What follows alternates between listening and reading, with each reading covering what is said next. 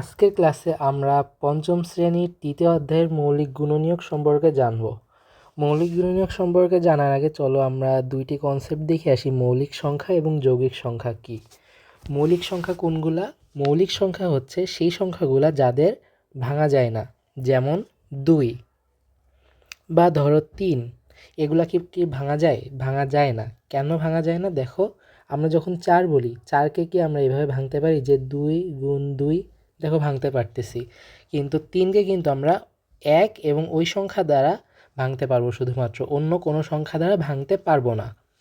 ঠিক তেমনিভাবে যখন তুমি বলবা যে 8, 8কে প্রথমে আমরা 4 গুণ 2 আকারেও বলতে পারি, 8কে আমরা 2 গুণ 2 গুণ 2ও বলতে পারি, এরকম। কিন্তু আমরা 3কে 3 গুণ 1 ছাড়া আর কিছু বলতে পারবো না।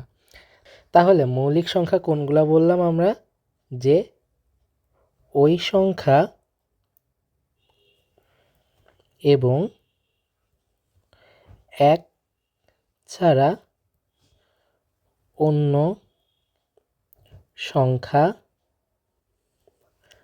থাকা যাবে না, থাকা যাবে না। তাহলে মৌলিক সংখ্যা কোনগুলা বলো তো? 2, 3, 5, 7, তারপর 11, এগুলা। 9কে কি আমরা মৌলিক সংখ্যা বলতে পারবো না? কেন? চলো 9কে দেখে আসি। 9কে আমরা 3 গুণ 3 লিখতে পারি, 9কে আমরা 9 গুণ 1ও লিখতে পারি। এই যে 3 দিয়ে ভাগ করলাম না আমরা, মানে 2টা ভাগ করলাম 3 গুণ 3, এটা কিন্তু 9কে ভাগ করা গেল অন্য সংখ্যা দিয়ে, তার মানে 9 যৌগিক সংখ্যা।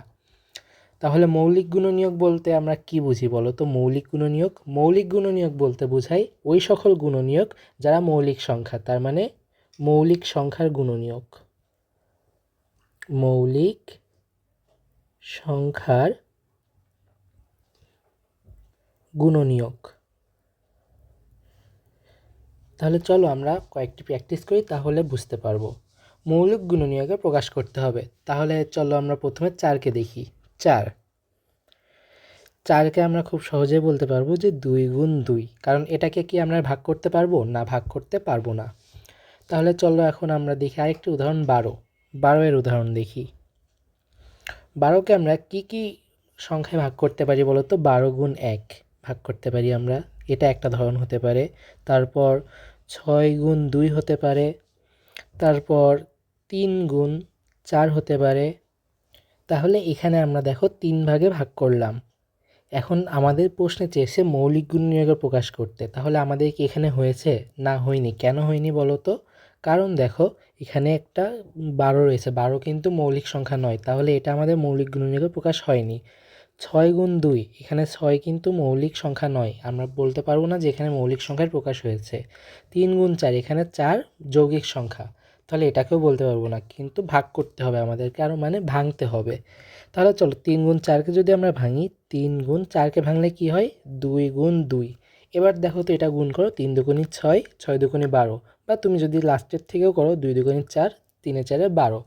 তার মানে আমরা এখন এটাকে বলতে পারবো মৌলিক গুণনীয়ক, কারণ এখানে আর ভাঙা যাবে না। ঠিক তেমনিভাবে তোমরা বাসায় 36 এবং 56 এটা প্র্যাকটিস করবে মৌলিক গুণনীয়ক আকারে প্রকাশ করে, যাতে ওই সংখ্যাগুলোকে আর ভাঙা না যায়।